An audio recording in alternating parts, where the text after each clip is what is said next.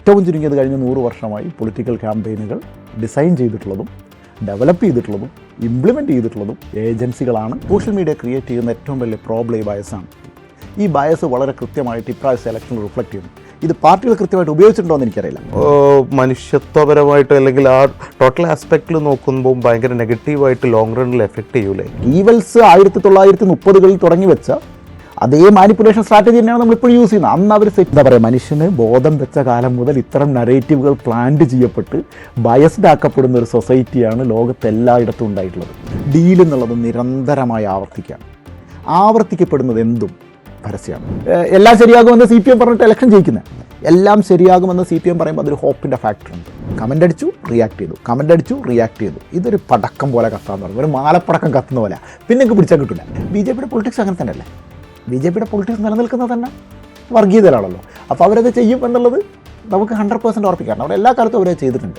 Kozhikode south വളരെ സൈലൻ്റായിട്ട് വലിയ impact ഉണ്ടാക്കി. അവിടെ ഒരു ഘട്ടത്തിൽ പോലും അവർ BJP പൊളിറ്റിക്സ് പറഞ്ഞിട്ടില്ല എന്നാണ് ഞാൻ മനസ്സിലാക്കുന്നത്. സുഹ്റാൻ മംദാനിയുടെ ക്യാമ്പയിനും LDFിൻ്റെ ക്യാമ്പയിനും തമ്മിൽ യാതൊരു തരത്തിലുള്ള ബന്ധവുമില്ല, എക്സെപ്റ്റ് അതിൻ്റെ ഡിസൈൻ. നമസ്കാരം. കേരളം നിയമസഭാ തെരഞ്ഞെടുപ്പിൽ വിധി എഴുതി ഫലം കാത്തിരിക്കുന്ന സമയമാണ്. ഇത്തവണ കേരളത്തിലെ തിരഞ്ഞെടുപ്പിനെ വ്യത്യസ്തമാക്കിയ നിരവധി ഘടകങ്ങളുണ്ട്. അതിൽ പ്രധാനപ്പെട്ട ഒന്ന്, ഓരോ വോട്ടർമാരെയും കൃത്യമായി ടാർഗറ്റ് ചെയ്ത് രാഷ്ട്രീയ പാർട്ടികളും നേതാക്കളും നടത്തിയ പ്രചാരണ പ്രവർത്തനങ്ങളാണ്. അതിനവരെ സഹായിച്ചത് പൊളിറ്റിക്കൽ ബ്രാൻഡിംഗ് മുതൽ PR ഏജൻസികൾ വരെയാണ്. എന്താണ് പൊളിറ്റിക്കൽ ബ്രാൻഡിംഗ്? ഈ വിഷയത്തിൽ നമ്മളോട് കൂടി സംസാരിക്കാൻ മേഖലയിൽ 20 വർഷത്തിലധികം പ്രവർത്തന പരിചയമുള്ള ബ്രാൻഡ് സ്വാമി എന്ന് ഓമനപ്പേരുള്ള ജോബി ജോസഫ് നമ്മളോടൊപ്പമുണ്ട്. അദ്ദേഹത്തോടൊപ്പം ധനകാര്യ വിദഗ്ധനായ അഹമ്മദ് രാസയും നമ്മളോടൊപ്പം ചേരുന്നു. നമസ്കാരം. ഈ പൊളിറ്റിക്കൽ ബ്രാൻഡിംഗ് കേരളത്തെ സംബന്ധിച്ചിടത്തോളം ഒരു പുതിയ പദമാണ്. സാധാരണക്കാരെ സംബന്ധിച്ചില്ലെങ്കിലും അതൊരു പുതിയ പദമാണ്. എന്താണ് സത്യത്തിൽ ഈ പൊളിറ്റിക്കൽ ബ്രാൻഡിംഗ്? ഓക്കെ, ഇതൊരു പുതിയ പദമാണ് എന്ന് പറയുന്നതിൽ അതിപ്രാവശ്യം എനിക്ക് തോന്നുന്ന മീഡിയ ക്രിയേറ്റ് ചെയ്തൊരു സാധനമായിട്ടാണ് എനിക്ക് തോന്നുന്നത്. ഇപ്രാവശ്യത്തെ മീഡിയകൾ വളരെ കൃത്യമായിട്ട് PR-നെ കുറിച്ച് സംസാരിച്ചു. പക്ഷേ പൊളിറ്റിക്കൽ ബ്രാൻഡിംഗ് എന്നുള്ളത് സത്യത്തിൽ BC 27 കാലഘട്ടത്തിൽ തന്നെ പോംബെ സീസറിൻ്റെയൊക്കെ കാലത്ത് അക്കാലത്ത് തന്നെ ഉണ്ടായിരുന്ന ഒരു സാധനമാണ്. അന്ന് തന്നെ പോംബെയൊക്കെ ഇലക്ഷനിൽ മത്സരിക്കുന്ന കാലത്ത് അവിടുത്തെ റോമിലെ മുഴുവൻ നഗരങ്ങളിലും ഇവർ എന്തൊട്ടിച്ചിട്ടുണ്ട്, പരസ്യങ്ങൾ ചെയ്തിട്ടുണ്ട്. അന്ന് കല്ലിൽ കുത്തിവെക്കുകയും പെയിൻ്റ് അടിക്കുകയൊക്കെ ചെയ്തിട്ടുള്ള സാധനങ്ങൾ ഉണ്ടായിട്ടുണ്ട്. അല്ലെങ്കിൽ നമ്മളൊരു 19-ാം നൂറ്റാണ്ടിൻ്റെ ആദ്യ പകുതിയിൽ തന്നെ ലോകത്ത് പൊളിറ്റിക്കൽ ബ്രാൻഡിങ് ഉണ്ടാകുന്നുണ്ട്. നമ്മൾ ഇന്ന് കാണുന്ന രീതിയിൽ ഒരു കാൻഡിഡേറ്റിൻ്റെ പടം വെച്ചിട്ടുള്ള ആദ്യകാല പരസ്യങ്ങൾ വരുന്നതൊക്കെ ആ കാലത്താണ്.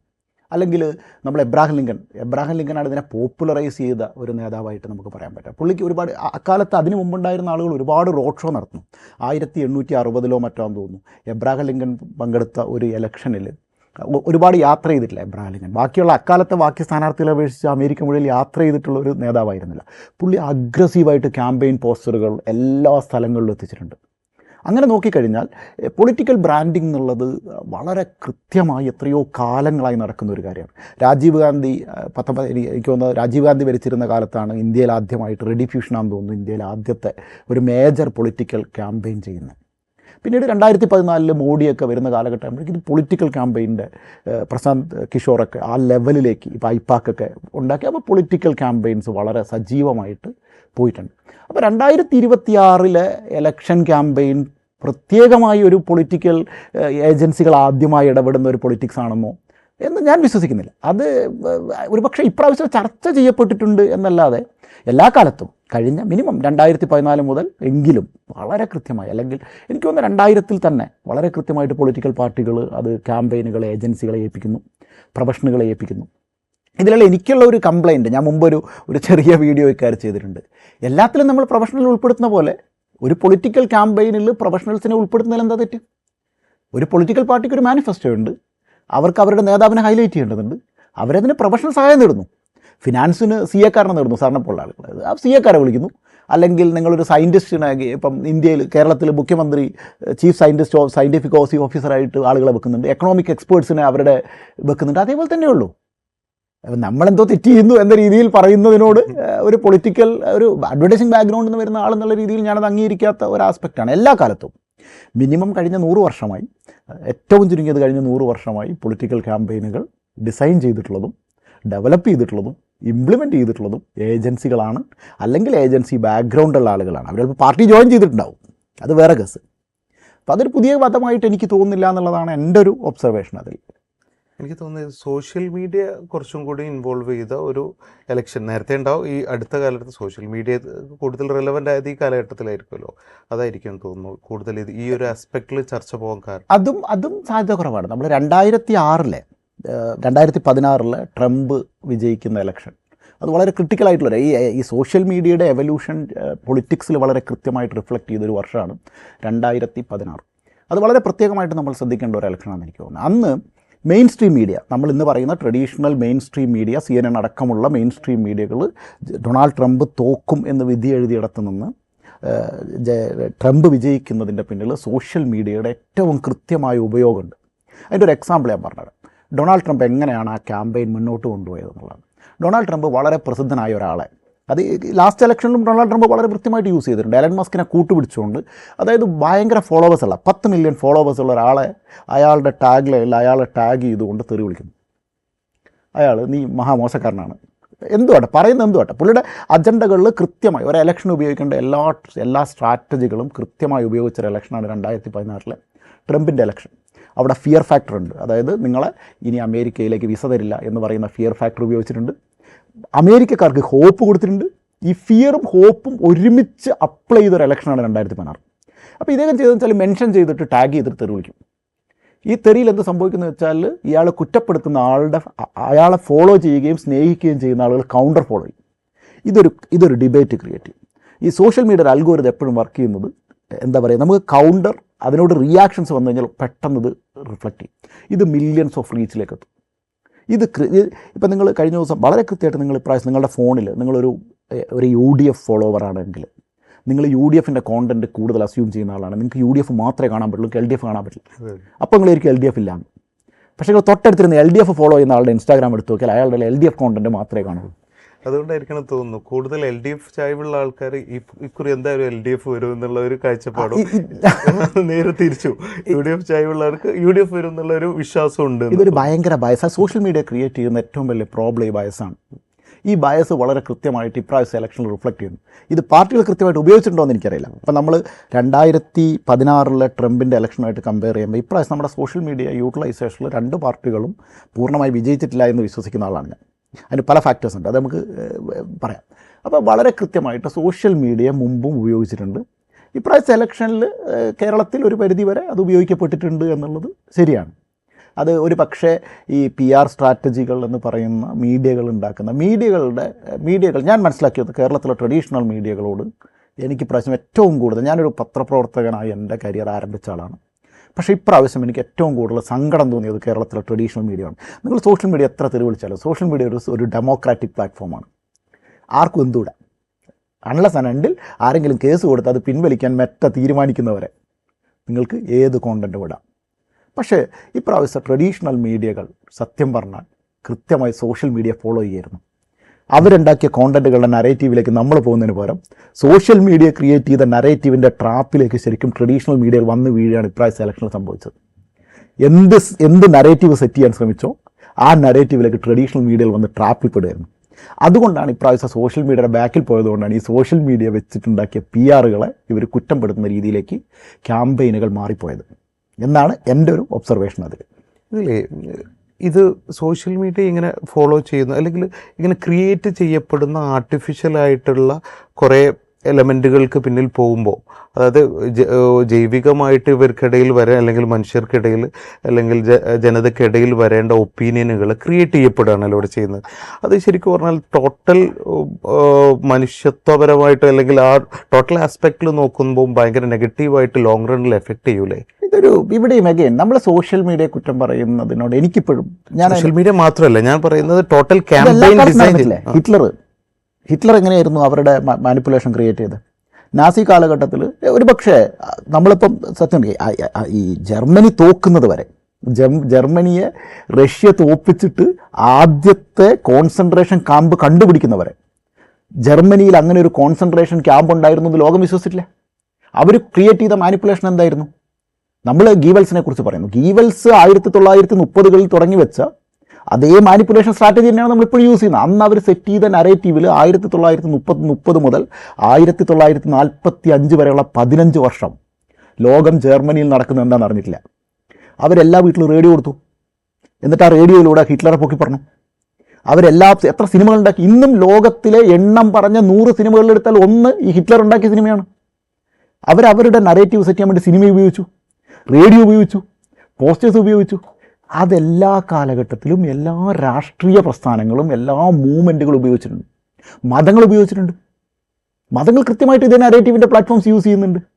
നിങ്ങൾ സത്യത്തിൽ ഇത് ആരൊക്കെയോ ക്രിയേറ്റ് ചെയ്യുന്ന ഒരു മാനിപ്പുലേഷനിലാണ് ലോകം മുന്നോട്ട് പോകുന്നത് എല്ലാ കാലത്തും. അതെവിടെ വെച്ച് പൊട്ടും? അതൊരു ഘട്ടത്തിൽ ഒരു ബുൾഡോസറിൻ്റെ മുന്നിൽ ടിയാൻമെൻ സ്ക്വയറിൽ ഒരാൾ വന്ന് നിൽക്കുന്നത് പോലെ ഒരാൾ വന്ന് നിന്ന് അതിനെ ചോദ്യം ചെയ്യുന്നവരെ, അല്ലെങ്കിൽ അറബ് സ്പ്രിംഗ് പോലെ ഒരു ചോദ്യം ചെയ്യപ്പെടൽ ഉണ്ടാവുന്നത് വരെ എല്ലാ കാലത്തും മാനിപ്പുലേറ്റഡ് ആണ് പൊതുസമൂഹം.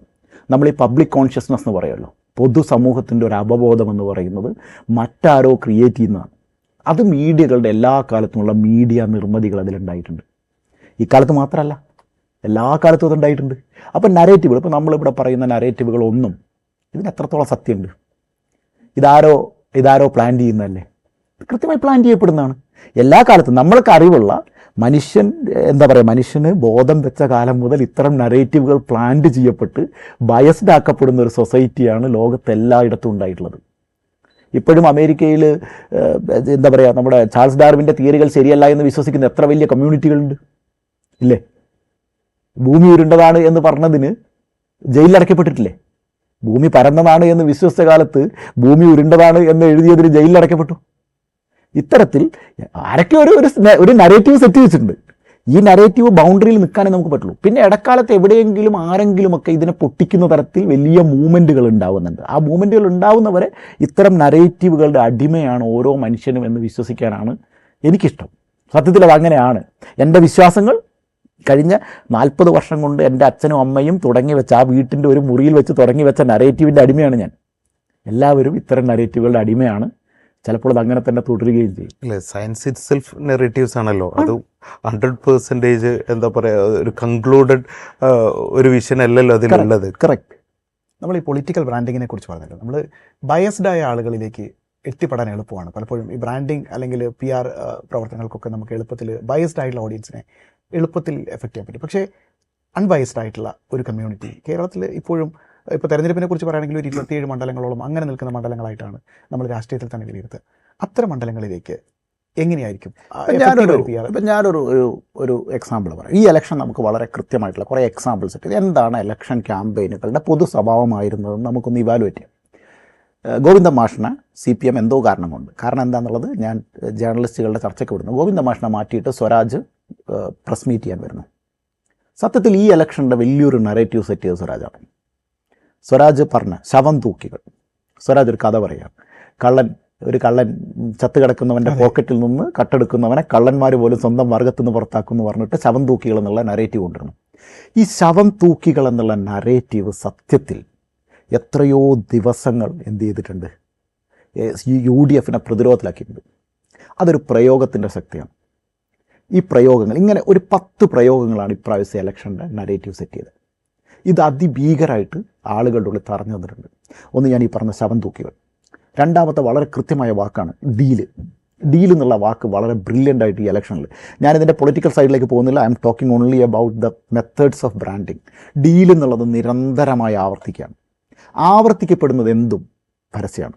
നിങ്ങളൊരു സാധനം നിരന്തരം, ഈ ഡീൽ എന്നുള്ളത് 1932 തോന്നുന്നു ഫ്രാങ്ക്ലിൻ റൂസ്വെൽറ്റ് അയാളുടെ ക്യാമ്പയിനിലെ ന്യൂ ഡീൽ ഫോർ അമേരിക്ക എന്ന് പറഞ്ഞിട്ട് വലിയൊരു ക്യാമ്പയിൻ നടത്തുന്നുണ്ട്. അപ്പോൾ ഈ ഡീല്, നിങ്ങളൊരു ഡീൽ എന്നുള്ള വാക്ക്, അത് ഡീൽ എന്താണെന്ന് ഇപ്പോഴും ആർക്കും പറഞ്ഞുകൂടാ. അത് ഒരാളും ആ ഡീൽ എന്താണെന്ന് തുറന്നു പറഞ്ഞിട്ടില്ല.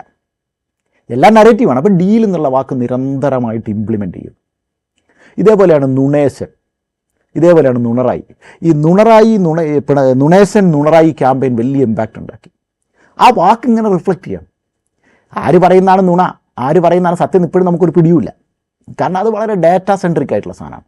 അപ്പോൾ ഈ പൊളിറ്റിക്കൽ ബ്രാൻഡിങ്ങിൻ്റെ ഏറ്റവും ബേസ് ലോജിക്ക് ഞാൻ മനസ്സിലാക്കിയിട്ടുള്ളത്, ഇത്രയും കാലത്തെ ഹിസ്റ്ററി വെച്ച് നോക്കിയാൽ, ഹോപ്പ് കൊടുക്കുന്ന ക്യാമ്പയിൻ മാത്രമേ വർക്ക് ചെയ്യുള്ളൂ.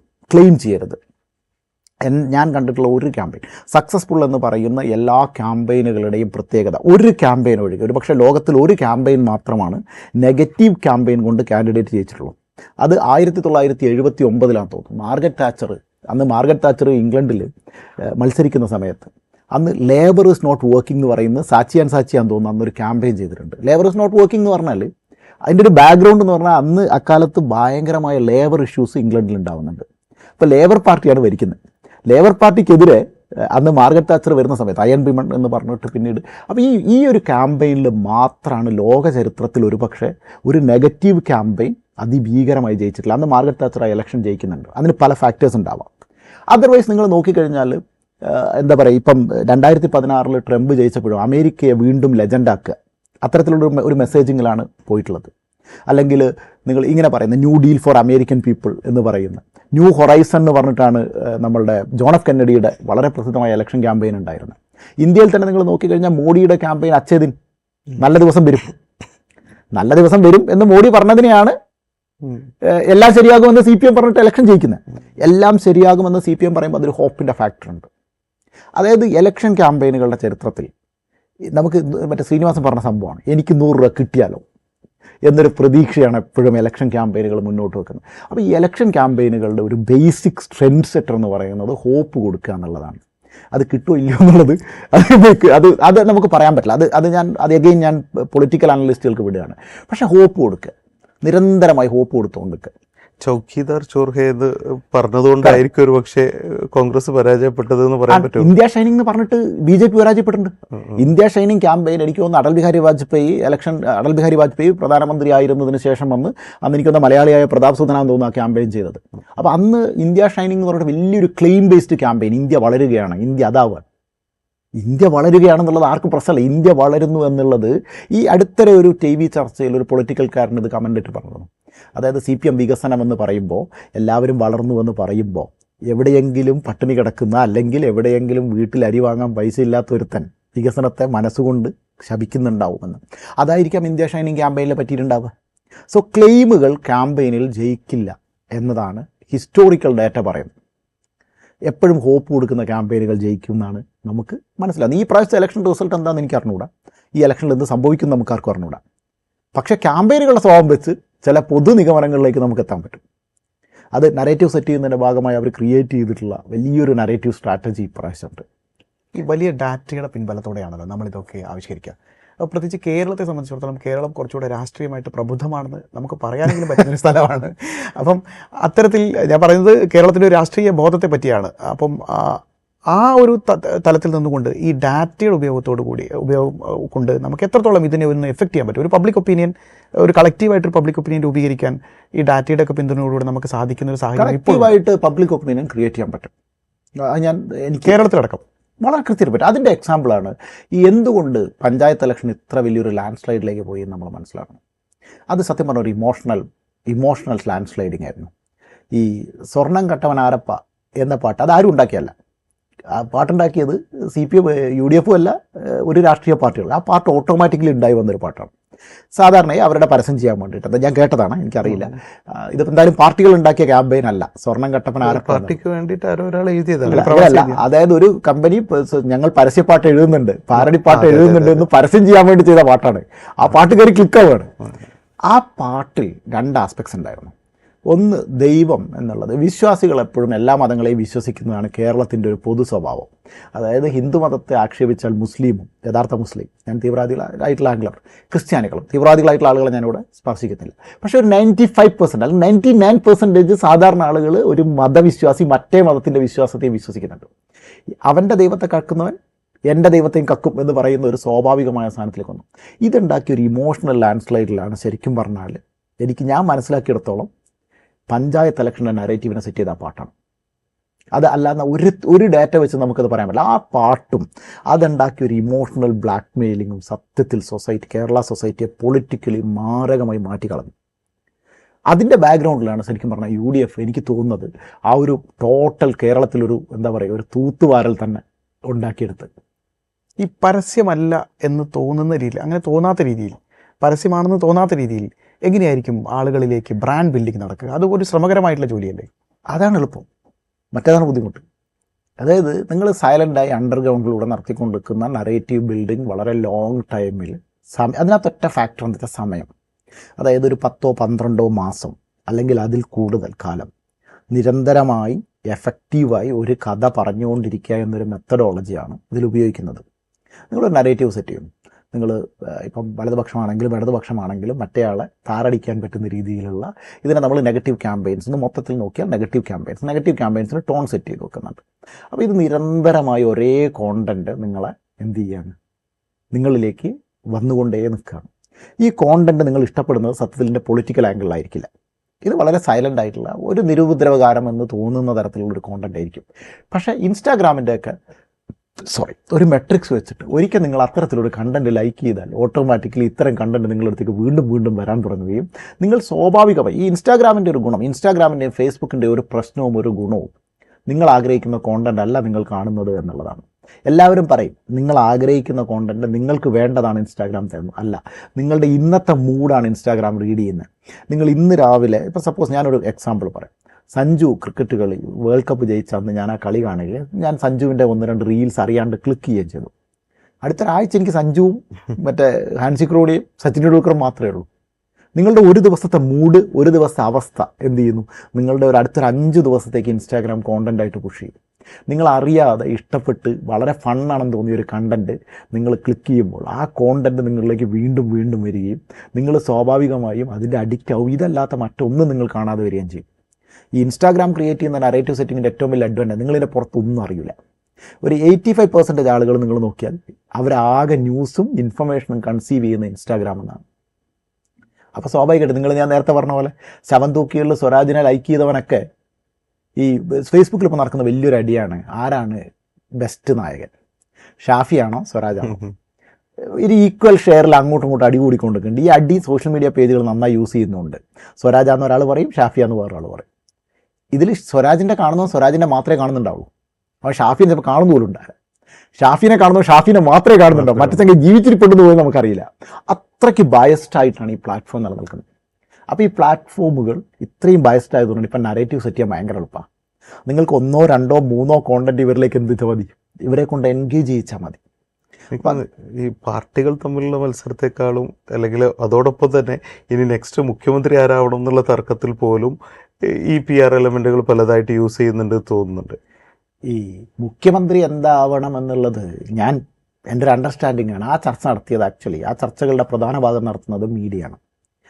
അത് സോഷ്യൽ മീഡിയയേക്കാൾ കൂടുതൽ, പാർട്ടികളേക്കാൾ കൂടുതൽ, ആ സ്ഥാനാർത്ഥികളേക്കാൾ കൂടുതൽ അതുണ്ടാക്കുന്ന മീഡിയയാണ്. കാരണം മീഡിയയ്ക്ക് ടോപ്പിക്കില്ല.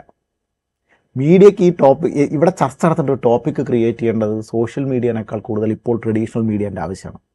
എന്തിനാണ് എല്ലാ പ്രസ് മീറ്റിലും, ഇന്നലെ എനിക്ക് തോന്നുന്നത് KC വേണുഗോപാൽ ഒരു ചോദ്യം തിരിച്ചു ചോദിച്ചിട്ടുണ്ടായിരുന്നു, എന്തിനാണ് നിങ്ങൾ എന്നോട് എപ്പോഴും ചോദിക്കും, ഇന്നിവിടെ പാർലമെൻറ്റിൽ സ്ത്രീ സംവരണത്തെക്കുറിച്ച് ചർച്ച ചെയ്യുമ്പോൾ നിങ്ങൾ എന്തിനാണ് ഈ മുഖ്യമന്ത്രി, നിങ്ങൾ കോൺഗ്രസ്സുകാരോട് നടത്തിയ എല്ലാ പ്രസ് മീറ്റും നോക്കിക്കോ, ആ എല്ലാ പ്രസ് മീറ്റിലും ഒരു ചോദ്യം വളരെ വ്യക്തമായി മുഖ്യമന്ത്രിയെക്കുറിച്ച് ചോദിച്ചു വെച്ചിട്ടുണ്ട്. നിങ്ങൾ എന്തിനാണ് ചോദിക്കുന്നു? അത് സത്യത്തിൽ ട്രഡീഷണൽ മീഡിയയ്ക്ക് കോണ്ടന്റ് ഇല്ലാത്തതിൻ്റെ പ്രശ്നമാണ്. അതിനകത്ത് ട്രഡീഷണൽ മീഡിയൻ്റെ ഒരു പൊളിറ്റിക്സ് ഉണ്ട്. അവർ കോൺഗ്രസിനെ അങ്ങനെയാണ് കാണുന്നത്.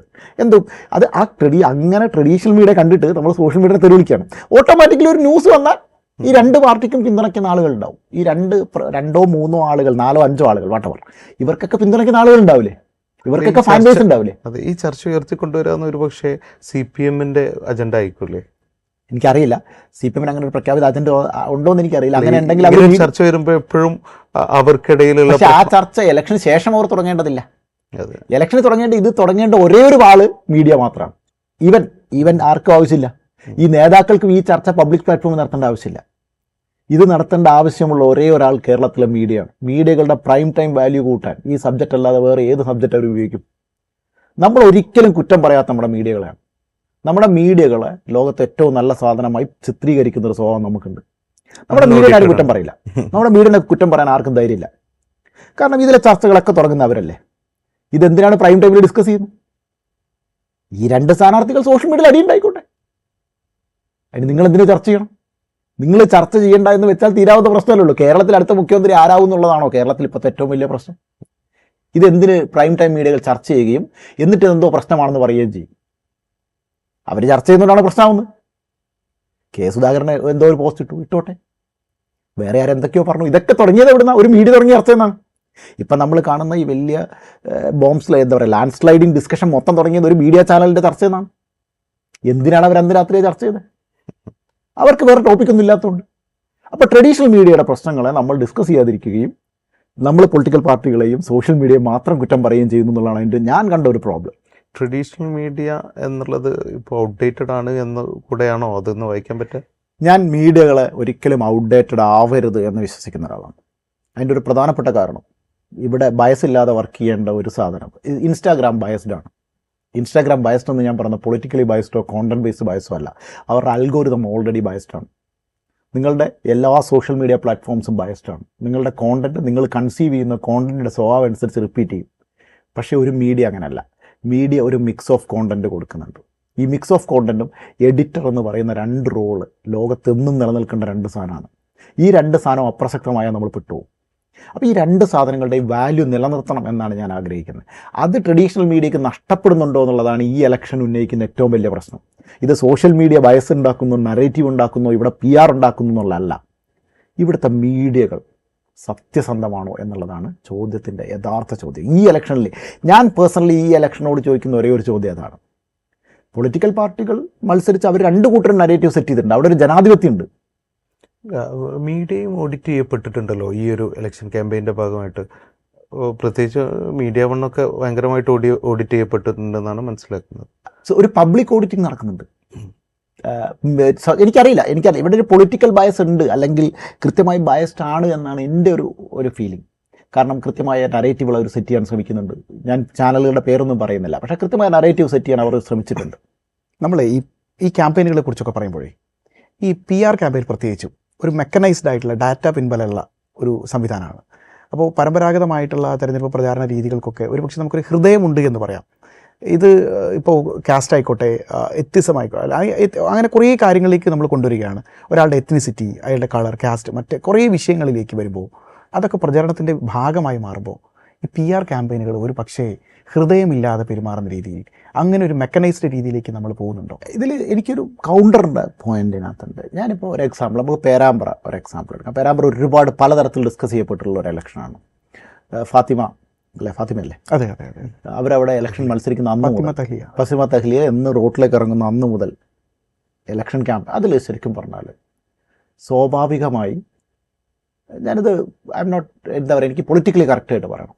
ഓക്കെ, അതിനകത്ത് 2 ഫാക്ടേഴ്സ് ഉണ്ട്. ഒരു യൂത്ത് ആയിട്ടുള്ള ഒരു പെൺകുട്ടിയുടെ എനർജി, അതാണ് സത്യത്തിൽ ആ മീഡിയ സെറ്റ് ചെയ്തത്. അവിടെ പൊളിറ്റിക്സിനും ഒക്കെ അപ്പുറത്ത് സോഷ്യൽ മീഡിയയുടെ സ്വാഭാവികമായ ഒരു അൽഗോരിതം വർക്ക് ചെയ്തിട്ടുണ്ട്. ഞാൻ ഈ ഫാത്തിമ തഹ്ലിയുടെ വീഡിയോകൾ വളരെ സൂക്ഷ്മമായിട്ട് നോക്കിയ ഒരാളാണ്. കാരണം എന്തു ആയിക്കോട്ടെ, ഭയങ്കര സ്പീഡിൽ നടക്കുന്നൊരു പെൺകുട്ടി. ഇതാണ് ഞാൻ ശ്രദ്ധിച്ചൊരു കാര്യം. ബാക്കിയുള്ളവരെക്കാളൊക്കെ സ്പീഡിൽ പോവുക, ബാക്കിയുള്ളവരൊക്കെ ബാക്കിൽ ഒരു 3 മീറ്റർ അപ്പുറത്താണ്. നിങ്ങൾ സാധാരണ സ്ഥാനാർത്ഥികളെ നോക്കിയാൽ, നിങ്ങൾ കേരളത്തിലെ ബാക്കി 139 മണ്ഡലങ്ങളുടെ സ്ഥാനാർത്ഥികളുടെ പ്രചരണത്തിൻ്റെ വീഡിയോ എടുത്ത് നോക്കിയാലും സ്ഥാനാർത്ഥിയും അനുയായികളും ഓൾമോസ്റ്റ് ഒരേ റേഞ്ചിലായിരിക്കും. ഇവരുടെ സ്പീഡ് ഒരേ റേഞ്ചിലാണ്. ഫാത്തിമ തഹ്ലിയുടെ സ്പീഡ് ഭയങ്കര കൂടുതലാണ്. അവരുടെ അനുയായികളെക്കാൾ മിനിമം ഒരു 2 അടി വ്യത്യാസം എപ്പോഴും ഫാത്തിമ തഹ്ലിയിലേക്കുണ്ട്. അതാണ് അവരുടെ എനർജി ലെവൽ. അവരതിനെ ഭയങ്കര അഗ്രസീവായിട്ട്, ഇത് ഞാൻ മുമ്പ് കണ്ട ഒരാൾ ഗാന്ധിയാണ്. ഗാന്ധിയുടെ ദണ്ഡിയാത്രയിൽ നമുക്കിത് കാണാം. ഗാന്ധിയുടെ ദണ്ഡിയാത്രയുടെ വീഡിയോ എടുത്തൊക്കെ ഗാന്ധിയും അനുയായികളും തമ്മിലുള്ള ഗ്യാപ്പ് ഭയങ്കര കൂടുതലാണ്. ഈ ഫാത്തിമ തഹ്ലിയെ സെറ്റ് ചെയ്തത് ഇത്തരം ഒരു എനർജറ്റിക്, ഒരു ഭയങ്കര അഗ്രസീവായിട്ടുള്ളൊരു ട്രെൻഡ് സെറ്റ് ചെയ്തു. സ്വാഭാവികമായിട്ടും അവരുടെ സോഷ്യൽ മീഡിയ വളരെ അഗ്രസീവായി. പിന്നെ നമ്മൾ പറയുന്നത് ഓട്ടോമാറ്റിക്കലി കഴിഞ്ഞ 2 ഇലക്ഷനുകളിലും സംഭവിച്ചതുപോലെയുള്ള വർഗീയ പ്രചാരണങ്ങളുണ്ടായി. ഈ വർഗീയ പ്രചാരണങ്ങളൊന്നുമല്ല ഇവിടെ ശരിക്കും ഒരു ലാൻഡ് സ്ലൈഡ് ഉണ്ടാക്കുന്നത്. അവരുടെ സോഷ്യൽ മീഡിയയിൽ വന്നിട്ടുള്ള മെൻഷൻസിൻ്റെ ഹൈ വോളിയം മെൻഷൻസ് ഓട്ടോമാറ്റിക്കലി അവരെ ഹെൽപ്പ് ചെയ്യാനുള്ള സാധ്യതയുണ്ട്. അപ്പോൾ ഇത്തരം സാഹചര്യങ്ങളിൽ എതിർ പാർട്ടി ചെയ്യേണ്ടത് അവരെ നിഷ്കരുണം കാണാതിരിക്കുക എന്നുള്ളതാണ്. നിങ്ങൾ കമൻ്റ് അടിച്ച ഒരാളെ പോപ്പുലറാക്കാൻ നിൽക്കരുത്. ഇതാണ് ഞാനാണ് അഡ്വൈസ് ചെയ്യുന്നതെങ്കിൽ ആ പൊളിറ്റിക്കൽ പാർട്ടിയോട് പറയാം, നിങ്ങളുടെ ശത്രു എന്ന് സോഷ്യൽ മീഡിയയിൽ പറഞ്ഞിട്ട് അയാളെ നിരന്തരമായിട്ട് തൊടാതിരിക്കുക. നിങ്ങളുടെ മൊത്തം അണികളോടും നിങ്ങളുടെ മൊത്തം സോഷ്യൽ മീഡിയ അയാളെ തിരിഞ്ഞു നോക്കരുതെന്നൊരു മെസ്സേജാണ് കൊടുക്കേണ്ടത്. കാരണം അയാൾ ഓട്ടോമാറ്റിക്കലി ഒബ്സൊലേറ്റ് ആവും. ദ മോർ അഗ്രസീവ് കമൻറ്റ് നിങ്ങൾ ഇടുന്നു, അതിന് റിയാക്ഷൻ വരും. കമൻ്റ് അടിച്ചു, റിയാക്ട് ചെയ്തു, കമൻ്റ് അടിച്ചു, റിയാക്ട് ചെയ്തു. ഇതൊരു പടക്കം പോലെ കത്താന്ന് പറയും, ഒരു മാലപ്പടക്കം കത്തുന്ന പോലെ. പിന്നെ നിങ്ങൾക്ക് പിടിച്ചാൽ കിട്ടില്ല. അപ്പോൾ ബെറ്റർ എന്താണ്, നിങ്ങൾക്ക് ഏത് പോയിന്റിലാണോ ഒരാൾ വളരുന്നു എന്ന് തോന്നുന്നു അയാളെ പൂർണ്ണമായിട്ട് അവോയ്ഡ് ചെയ്യാൻ പഠിക്കണം. അതാണ് അയാളെ നിരന്തരമായി തിരസ്കരിച്ച് കളയാൻ നിങ്ങൾക്ക് നിങ്ങളുടെ സോഷ്യൽ ചാനൽ. ഇത് പറഞ്ഞു വരുമ്പോഴാണ് നമ്മളിപ്പം ഗുരുവായൂർ ഇതേപോലെ ഒരു ഹോർഡിങ് നമ്മൾ കണ്ടു. കൃത്യമായിട്ട് ജാതിയുടെ പേരിൽ ആളുകളെ തിരിച്ചു കൊണ്ടുള്ളൊരു ഹോർഡിങ്. അത് നിഷ്കളങ്കമായി ഒരു സുപ്രഭാതത്തിൽ സ്ഥാനാർത്ഥിക്കോ ഏതാനും പാർട്ടി പ്രവർത്തകർക്കോ തോന്നിയ ഒരു സാധനമായിട്ട് നമ്മൾക്ക് ഒറ്റ നോട്ടത്തിൽ തോന്നില്ല. കുറച്ചുകൂടെ അതിനോട് ചേർത്ത് നോക്കിയാൽ നമുക്കറിയാം അതൊരു ക്യാമ്പയിൻ്റെ ഭാഗമായി അങ്ങനെ ഉരുത്തിരിഞ്ഞു വന്നൊരു ഐഡിയയാണ്. ആയിരിക്കാം. ഞാൻ അതുകൂടെ അതിൻ്റെ കൂടെ ഒരു ഈ ക്യാമ്പയിനുകൾക്കൊക്കെ പിന്നിൽ ഒരു രാഷ്ട്രീയം ഇപ്പം നമ്മൾ നോക്കുകയാണെങ്കിൽ ഇന്ത്യയിൽ 2010 ശേഷം 2014 ശേഷം കൃത്യമായൊരു പോളറൈസേഷൻ നടന്നിട്ടുണ്ട് ഇല്ലേ? ഈ പോളറൈസേഷൻ്റെ ഭാഗമായിട്ട് കൃത്യമായിട്ട് വർഗീയത, ജാതീയത, കൃത്യമായിട്ടുള്ള ഈ ജാതീയത തന്നെ അതിനുള്ളിൽ മറ്റേ ഒരു ക്രിസ്തു സഭത്തിനുള്ളിൽ തന്നെ ലത്തീൻ ഓർത്തഡോക്സ് എന്ന് കണക്ക് കൂട്ടുന്ന തരത്തിലുള്ള ജാതീയത നമ്മുടെ സമൂഹത്തിലുണ്ട്. അതിനെ ഉൾപ്പെടുത്തും. പിന്നെ BJPയുടെ പൊളിറ്റിക്സ് അങ്ങനെ തന്നെയല്ലേ? BJPയുടെ പൊളിറ്റിക്സ് നിലനിൽക്കുന്നത് തന്നെ വർഗീയതയിലാണല്ലോ. അപ്പോൾ അവരത് ചെയ്യും എന്നുള്ളത് നമുക്ക് 100% ഉറപ്പിക്കാം. അവർ എല്ലാ കാലത്തും അവരത് ചെയ്തിട്ടുണ്ട്. അപ്പോൾ അതുകൊണ്ട് തന്നെ ആ പൊളിറ്റിക്കൽ ക്യാമ്പയിൻ്റെ ഭാഗമായിട്ട് അവർ സത്യത്തിൽ ഈ ഇലക്ഷനിൽ വർഗീയത വളരെ കുറച്ച് പറഞ്ഞ ഒരു ഇലക്ഷനാണ്. കമ്പാരിറ്റീവ്ലി വളരെ കുറച്ചാണ്. അവരേറ്റവും കൂടുതൽ ഇമ്പാക്റ്റ് ഉണ്ടാക്കിയ സ്ഥലങ്ങൾ അതിൽ ഒന്നാണ് കോഴിക്കോട് സൗത്ത്. കോഴിക്കോട് സൗത്ത് വളരെ സൈലൻ്റ് ആയിട്ട് വലിയ ഇമ്പാക്റ്റ് ഉണ്ടാക്കി. അവിടെ ഒരു ഘട്ടത്തിൽ പോലും അവർ BJP പൊളിറ്റിക്സ് പറഞ്ഞിട്ടില്ല എന്നാണ് ഞാൻ മനസ്സിലാക്കുന്നത്. വളരെ കൃത്യമായി വികസനത്തെ ഫോക്കസ് ചെയ്തുകൊണ്ടുള്ള ഒരു പൊളിറ്റിക്കൽ സ്ട്രാറ്റജിയും ഒരു നരേറ്റീവ് ബിൽഡ് ചെയ്യുന്നതിൽ അവിടെ ജയിച്ചിട്ടുണ്ട്. വർഗീയത പറയാതെ അവരുടെ അസ്തിത്വം അതാണല്ലോ. അല്ല, അവരതിനെ ഇപ്രാവശ്യം രാജീവ് ചന്ദ്രശേഖർ വന്നതിന് ശേഷം പല ചർച്ചകളിലും നമ്മൾ കാണാം. രാജീവ് ചന്ദ്രശേഖർ വന്നതിന് ശേഷം കേരളത്തിൽ ഇവർ BJPയുടെ പ്രധാനമായിട്ടുള്ള പൊളിറ്റിക്കൽ നറേറ്റീവിനെ, ആ ജാതി ബേസ് ചെയ്തിട്ടുള്ള പൊളിറ്റിക്കൽ നറേറ്റീവിനെ കുറേയൊക്കെ സൈഡ് ലൈൻ ചെയ്തിട്ടാണ് അവരുടെ പൊളിറ്റിക്സ് ബിൽഡ് ചെയ്തിട്ടുള്ളത്. അതിനിടയിൽ നമ്മൾ ഈ പറയുന്ന ഗുരുവായൂർ പോലെയുള്ള സംഭവങ്ങൾ ഉണ്ടാവുന്നുണ്ട്. അത്തരം നറേറ്റീവുകൾ എല്ലാ കാലത്തും ഉപയോഗിച്ചിട്ടുണ്ട്. ഇപ്രാവശ്യം കേരളത്തിൽ നടക്കുന്ന ഏറ്റവും വലിയ ചർച്ച എന്താ? മൈനോറിറ്റി വോട്ട് ഏകീകരിക്കപ്പെട്ടോ, കൺസോളിഡേറ്റ് ചെയ്യപ്പെട്ടോ എന്നുള്ളതാണ്. അപ്പം മൈനോറിറ്റി വോട്ട് കൺസോളിഡേറ്റ് ചെയ്യപ്പെടുന്നുണ്ടെങ്കിൽ സ്വാഭാവികമായും മെജോറിറ്റി വോട്ടും കൺസോളിഡേറ്റ് ചെയ്യപ്പെടും. മെജോറിറ്റി വോട്ട് കൺസോളിഡേറ്റ് ചെയ്യാനുള്ള സ്റ്റോറി ആരെങ്കിലും ബിൽഡ് ചെയ്താൽ മാത്രമേ മൈനോറിറ്റി വോട്ട് കൺസോളിഡേറ്റ് ഉള്ളൂ. അത് നമുക്ക് കൃത്യമായിട്ട് നമ്മൾ ഓരോ പത്രസമ്മേളനങ്ങളിൽ ഇതൊക്കെ സംഭവിക്കുന്ന പത്രസമ്മേളനങ്ങളിലാണ്. എന്തിനാണ് നിങ്ങൾ ഒരു പാർട്ടി കൃത്യമായിട്ട് വേറൊരു സംഘടനയെ പേരെടുത്ത് ചൊല്ലി 1.5 മാസം തെറി വിളിച്ചു? ഏതാ പാർട്ടി, ആരാ പറഞ്ഞതെന്ന് ഞാൻ ഓപ്പണായിട്ട് പറയുന്നില്ല. പ്ലാൻഡ് ആണ്, വളരെ കൃത്യമായി പ്ലാൻ ചെയ്ത്. അത് എന്തിനായിരുന്നു? അതിനകത്ത് വേറൊരു പക്ഷത്തിൻ്റെ വോട്ട് കിട്ടുക എന്നൊരു സ്ട്രാറ്റജി ഉണ്ടായിരുന്നു. അല്ലാണ്ട് ഇവർക്ക് മുമ്പ് അവരുമായിട്ട് ബന്ധമില്ലാത്തതുകൊണ്ടൊന്നല്ല, ഇവർക്ക് അവർ ഇഷ്ടമല്ലാഞ്ഞിട്ടുമല്ല. ഏത് വോട്ടാണ് എനിക്ക് കിട്ടുക, മറ്റേ വോട്ടിന് എൻ്റെ ശത്രുവിനെ അടിക്കുക എന്നൊരു സ്ട്രാറ്റജി അവർ വളരെ കൃത്യമായി യൂസ് ചെയ്തിട്ടുണ്ട്. പൊളിറ്റിക്കൽ പോളറൈസേഷൻ ചെയ്തിട്ടുള്ളത് ലീഡേഴ്സും കൂടിയാണ്. അല്ല, ഇതൊക്കെ ഒരു നേരത്തെ അവർക്ക് ഇൻഡിജിനസ് ആയിട്ട് അവർക്കുള്ളിലുള്ളതാണല്ലോ. ഞാൻ പറയും ഈ ടൈപ്പ് ഓഫ് പോളറൈസേഷൻ പൊളിറ്റിക്സ് എന്നുള്ളത് ഉള്ളതാണെന്ന് മനസ്സിലാവും. ഇതിലൊക്കെ പുതുതായിട്ട് ഈ ഒരു PR എലമെൻറ്റുകൾ അല്ലെങ്കിൽ സ്ട്രാറ്റജികൾ ഉണ്ട് എന്ന് കൂടെ വിശ്വസിക്കാൻ പറ്റുമോ? സ്ട്രാറ്റജി ഇപ്പം എനിക്കറിയില്ല, എല്ലാ പാർട്ടികളുടെ വിവരമൊന്നും എനിക്ക് പറയാൻ പറ്റില്ല. പക്ഷേ സ്വാഭാവികമായിട്ടും ഞാൻ പ്രൊഫഷണലായി നോക്കുകയാണെങ്കിൽ പ്രൊഫഷണലായി നമ്മൾ അപ്ലൈ ചെയ്യുന്ന കുറേ തന്ത്രങ്ങളുണ്ട്. അത് സ്വാഭാവികമായിട്ടും ഈ പാർട്ടികളുടെ യൂസേജിലൊക്കെ വന്നിട്ടുണ്ടാവും. അതിന് അഡ്വൈസ് കൊടുക്കുന്ന ആളുകൾ എന്തായാലും അതിന് പ്രൊഫഷണലി ഹയേർഡ് ആണെങ്കിലും അല്ലെങ്കിൽ ഇതിൻ്റെ ഉള്ളിൽ തന്നെ സ്ട്രാറ്റജിസ്റ്റുകളുണ്ട്. ഈ പാർട്ടിക്കുള്ളിൽ തന്നെ അഡ്വർടൈസിങ് കഴിഞ്ഞ ആളുകളുണ്ട്, PR കഴിഞ്ഞ ആളുകളുണ്ട്. സ്വാഭാവികമായിട്ടും ഇവർക്ക് ഇവരുടെ സ്ട്രാറ്റജി. ഇപ്പം നമ്മളെപ്പോഴുള്ള എന്നോട് ഒരു പൊളിറ്റിക്കൽ പാർട്ടി അഡ്വൈസ് ചോദിച്ചാൽ നമ്മൾ നിരന്തരമായി കൊടുക്കുന്ന ഒരു സാധനമാണ് ഒരു സബ്ജക്റ്റ് മാത്രം സംസാരിക്കുക. അതായത് ഒരു ലോങ് ടൈമിൽ ഒരേ സബ്ജക്റ്റ് സംസാരിക്കുക. അത് ഇമ്പാക്ട്ഫുൾ ആവണം അല്ലേ? അത് തന്നെയാണ് എൻ്റെ സ്ട്രാറ്റജി. ബ്രാൻഡിങ് എന്ന് പറഞ്ഞാൽ റിപ്പീറ്റ് ചെയ്യുന്ന മെസ്സേജിങ് ആണ്. അതായത് മൾട്ടിപ്പിൾ മെസ്സേജിങ് പറയാതിരിക്കുക. ഞാനിപ്പോൾ നിങ്ങൾ ഈ സൊഹ്റാൻ മംദാനി പല ഘട്ടത്തിൽ കേരളത്തിൽ ചർച്ച ചെയ്യപ്പെടുന്നത്. സൊഹ്റാൻ മംദാനിയുടെ ക്യാമ്പയിനും LDFിൻ്റെ ക്യാമ്പയിനും തമ്മിൽ കമ്പാരിസൺ പോലും ഞാൻ പല ഇത് ആക്ച്വലി ഒരു മണ്ടത്തരാണ് എന്ന് ഞാൻ വിശ്വസിക്കുന്നു. സൊഹ്റാൻ മംദാനിയുടെ ക്യാമ്പയിനും LDFിൻ്റെ ക്യാമ്പയിനും തമ്മിൽ യാതൊരു തരത്തിലുള്ള ബന്ധമില്ല എക്സെപ്റ്റ് അതിൻ്റെ ഡിസൈൻ. സൊഹ്റാൻ മംദാനിയുടെ ക്യാമ്പയിൻ്റെ ഏറ്റവും വലിയ ബേസ് എന്ന് പറയുന്നത് സൊഹ്റാൻ മംദാനി ഫോർ ന്യൂയോർക്ക് എന്നാണ്. ഓക്കെ, അയാൾ പറയുന്നത് എന്താ പറയുക, ഫ്രീസ് ദ റെൻറ്റ്, അങ്ങനെ എന്താ പറയുക, അഫോർഡബിലിറ്റി ഇൻ ന്യൂയോർക്കുകാർ നേരിട്ട് കൊണ്ടിരിക്കുന്ന ഏറ്റവും വലിയ പ്രശ്നത്തിന് അഗെയിൻസ്റ്റായിട്ട് വളരെ സിമ്പിളായിട്ട് മെസ്സേജ് കമ്മ്യൂണിക്കേറ്റ് ചെയ്ത ക്യാമ്പയിനാണ് സൊഹ്റാൻ മംദാനിയുടെ ക്യാമ്പയിനിൽ 100,000-ലേറെ വോളണ്ടിയർമാർ ഗ്രൗണ്ട് വർക്ക് ചെയ്ത ന്യൂയോർക്കിലെ ആദ്യത്തെ ഇലക്ഷനാണ്. സ്വതവേ യൂറോപ്യൻ ഇലക്ഷനിൽ ഈ അമേരിക്കയിലെ ഇലക്ഷനിൽ വാചകടി മാത്രമേ ഉണ്ടാവാറുള്ളൂ. അതിൽ നിന്ന് വ്യത്യസ്തമായി ക്രൗഡ് ഫണ്ടിങ്ങിലൂടെ പൈസ കണ്ടെത്തിയിട്ടാണ് ഗ്രൗണ്ട് വർക്ക് സൊഹ്റാൻ മംദാനി അമേരിക്കയിൽ ന്യൂയോർക്കിൽ മേയറാവും. 100,000-ഓളം വോളണ്ടിയർമാർ സൊഹ്റാൻ മംദാനിക്ക് വേണ്ടി വർക്ക് ചെയ്തിട്ടുണ്ട്. ആക്ടിവേഷനിലൂടെ മുന്നോട്ട് കൊണ്ടുപോയ ഒരു ക്യാമ്പയിനാണ് മംദാനിയുടെ ന്യൂയോർക്ക് ക്യാമ്പയിൻ. സത്യത്തിൽ ഇതിൻ്റെ ഒരു ആസ്പെക്റ്റും ഞാൻ നമ്മളിവിടെ പറഞ്ഞ കേരളത്തിലെ ഇടതുപക്ഷത്തിൻ്റെ ക്യാമ്പയിനിൽ കണ്ടില്ല. അല്ല, ഈ പറഞ്ഞ ലക്ഷക്കണക്കിന് വോളണ്ടിയേഴ്സ് എന്നുള്ളത് ഇത് നേരത്തെ ഇവിടെ ഉള്ളതല്ലേ? നേരത്തെ ഇവിടെ ഉണ്ട്, അത് എത്രത്തോളം ഇലക്ഷനില്ല, അത് നേരത്തെ ഉള്ള ഒരു സിസ്റ്റം തന്നെ പോയിട്ടുള്ളൂ. അതിനെ ആക്ടിവേറ്റ് ചെയ്യുന്ന ഗ്രൗണ്ട് ആക്ടിവേഷൻ കേരളത്തിൽ പൂർണ്ണമായും പുതിയൊരു തരത്തിൽ നടത്താൻ പറ്റിയിട്ടില്ല. അവിടുത്തെ ഇങ്ങനെ അറിയില്ല, പക്ഷെ അവിടെ അത് പുതിയതായിരിക്കും. അവിടെ അത് ഭയങ്കര പുതിയതാണ്. ഇവിടെ അത് ഉണ്ടായിട്ട് പോലും അത്തരത്തിലുള്ള ഒരു ആക്ടിവേഷൻ ലെവലിലേക്ക് ക്യാമ്പയിൻ അങ്ങനെ പോകണമായിരുന്നുവെങ്കിൽ ഈ ക്യാമ്പയിൻ ആക്ടിവേഷൻ ലെവലിലേക്ക് പോകണമായിരുന്നു.